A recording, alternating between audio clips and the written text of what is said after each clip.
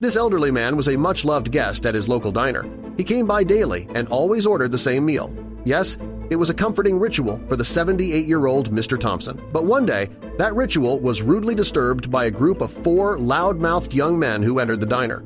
The men repeatedly taunted Mr. Thompson for days, but when they found out who he was, they couldn't believe their eyes and ears. Before we start, smash the like button and make sure to subscribe if you haven't and hit that notification bell so that you won't miss any new stories. The first time this confrontation took place was on a Friday. The diner was mostly empty, which pleased Sarah. She was the waitress for the day and always loved serving a small group of customers, not because she was lazy but because fewer customers meant more service for each individual eater.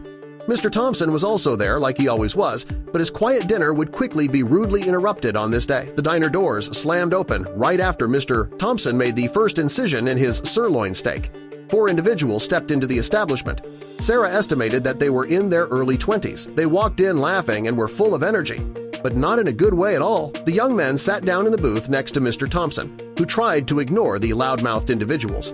Their taunting behavior started out slowly, a few pointing fingers and quick jokes among friends at Mr. Thompson's expense. Sarah first observed the situation from a distance. She could clearly see that Mr. Thompson seemed bothered by the noise from the men's booth. But still, he remained silent. The next day, a similar situation occurred. Mr. Thompson sat at his usual table again and briefly conversed with Sarah about the events that had occurred the day before. She addressed the situation from the day before, saying that she was sorry it had to happen. But right after she stepped away from the old men's table, the young men stepped in again. They immediately started making snide remarks toward Mr. Thompson, and this time they weren't as innocent as the day before. Quick-witted jokes among friends in whispered voices turned into restaurant-wide heard taunts. Yet Mr. Thompson kept ignoring the young fellows. About 10 feet away from Mr. Thompson and the gang of misfits sat a middle-aged couple named Harold and Susanna.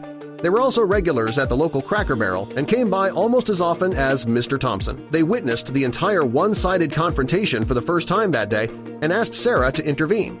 "This is not right," Harold whispered to the young waitress, but Sarah was anxious. The couple could see her nerves, wide eyes, and sweat made that clear. Yet Susanna stressed the urgency of the situation, reminding Sarah that Mr. Thompson was a kind, elderly man who didn't deserve such treatment. Eventually, they convinced the frightened waitress to speak to her boss. Sarah set down her menus and entered her boss's office. After hearing what happened, his expression shifted to anger, and he told her to deal with the men immediately. Despite her nerves, Sarah returned to the dining area. She approached the group and asked them to lower their voices, but they ignored her. Though small in stature and normally reserved, Sarah stood firm. She raised her voice and demanded their attention again. One of the young men stood up. He introduced himself as Jacob and used his height to intimidate her, leaning over and speaking harshly. Sarah felt overwhelmed and near tears, but before things escalated further, Harold rushed over and stepped between them, pushing Jacob back. Though kind-hearted, Harold was taller and more imposing than Jacob, and the young man backed down after a tense stare-down. With Harold's intervention, peace returned briefly. But the men weren't done. 10 minutes later, they tossed balled-up napkins at Mr. Thompson, some landing in his drink and food. Yet the elderly man remained calm, unfazed by the childish behavior. The next day, Sarah couldn't stop thinking about his composure. The group had been sent away after the napkin incident, but the memory lingered. She arrived to find Mr. Thompson alone in the restaurant and decided to ask him about it. She greeted him like usual, placing a menu in front of him, though she already knew his order. Instead of serving him right away, she asked why he remained so calm. Mr. Thompson smiled and hinted that his past held much greater challenges. Intrigued, Sarah hesitated, but he gestured for her to sit. Though she'd never done that before, she joined him. "This is very unprofessional," she murmured. Mr. Thompson simply offered her a cup of coffee and began to share his story. But before he could say much, the young men returned. Their arrival disrupted the quiet once again. Sarah stood quickly and resumed her duties, hoping this time would be different. They immediately began causing trouble, annoying Sarah once more. This time, a news crew stepped into the establishment. Their arrival was unexpected, and the amount of gear they brought captivated everyone. "What are they doing here?" Sarah mumbled as she watched them. The leader of the crew scanned the room and locked eyes with Mr. Thompson. "Gotcha!" she said with excitement. Even the disruptive young men paused, staring at the well-dressed woman and her team as she approached Mr. Thompson and asked to sit with him. The journalist introduced herself and explained she was from a local news station and had been trying to find Mr. Thompson for some time. She asked if he preferred somewhere more private, but he insisted on staying in his usual booth. Respecting his wishes, the crew began setting up their equipment, transforming the space into a small studio. None of the onlookers, not even Mr. Thompson, knew what the interview was truly about. Sarah observed as the journalist began with basic questions: how often Mr. Thompson visited, how long he'd been coming. He replied kindly, praising the restaurant and the people in it. But it quickly became clear this wasn't just a story about a loyal customer. The journalist shifted focus, stating that the initial questions were just a warm-up. She wanted to talk about Mr. Thompson's past. He nodded, offering a few modest anecdotes, but she gently interrupted him. "That's not why we're here," she said. She revealed they were there because of his war stories, the legendary ones. Sarah and everyone else listened in disbelief. She only knew him as a kind regular, but now he was being introduced as a true war hero. Mr. Thompson downplayed his experiences, but the stories he told were far from ordinary.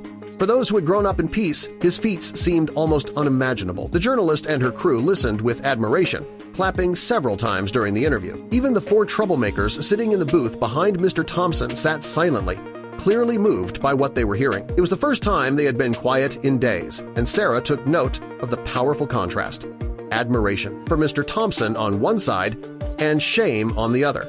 Then came the real reason for the news crew's visit. The journalist gently placed photos in front of Mr. Thompson, images of him in uniform, young and determined. As he looked at them, his eyes welled with tears. The journalist congratulated him and seemed ready to share something important.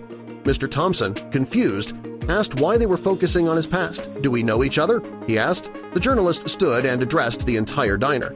She announced that Mr. Thompson would be awarded a Medal of Honor for his heroic service. "The Major is arranging the ceremony as we speak," she said, "but we from Channel 4 News wanted to be the first to congratulate you. It is an honor to meet you, the soldier who saved 24 lives during the Vietnam War, all while risking his own life under heavy fire." And there was more. After speaking about Mr. Thompson's wartime achievements, the journalist pulled out a tablet and handed it to him. On the screen were video messages from the families of the soldiers he had saved. There were over 30 heartfelt clips filled with gratitude and emotion. Mr. Thompson had touched many lives through his selfless acts. As he watched, tears streamed down his face. Hugging the journalist, he said, "These messages mean more to me than any medal ever could." After confirming the date for the upcoming Medal of Honor ceremony, the news crew wrapped up the interview and left the restaurant. But the day had one more surprise. Sarah's boss walked over to the young men's booth and slammed his hand on the table, startling them. Their usual arrogance faded. He declared that, after hearing Mr. Thompson's story, they owed him respect and they had 2 choices: apologize or never return. The men were stunned. What had started as a typical day of mockery had unraveled entirely. They looked around nervously, then slowly stood up and walked over to Mr. Thompson with downcast expressions. Each muttered an apology. Mr. Thompson smiled and shook their hands, acknowledging their humility. But he wasn't done yet. He told them he would only accept their apologies under one condition: they had to respect history. The young men looked confused. Jacob asked what that meant. Mr. Thompson explained that he wanted them to volunteer at a shelter for war veterans, one that was always short-staffed and in need of help. The request was unexpected. The restaurant fell silent. But then Max, one of the group, let out a sarcastic laugh. Sarah's boss turned to him immediately. His voice thundered across the room. "You, young man, get out. I never want to see you here again." Max froze, then hurriedly put on his jacket and left without a word. The other 3 remained. Their mocking attitudes were gone. They stood in silence, clearly unsure of what to do next. Mr. Thompson gently repeated his offer: volunteer or walk away.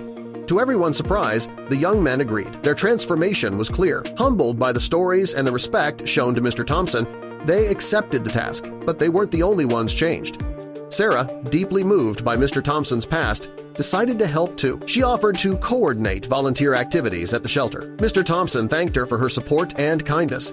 By Monday, everything was in motion. The doors of the veteran shelter opened, and the 3 young men walked in. Their faces reflected something new: readiness, humility, and maybe even hope for redemption. Once inside, they were greeted by Sarah, who had arrived early. The moment they entered the main meeting hall, the veterans burst into laughter, pointing at the boys, some with amused smirks. The uproar unsettled them. These veterans had faced war, poverty, and trauma. Some had lost limbs. The boys stood frozen, unsure of what to do. Then, a man about Mr. Thompson's age rolled up in a wheelchair.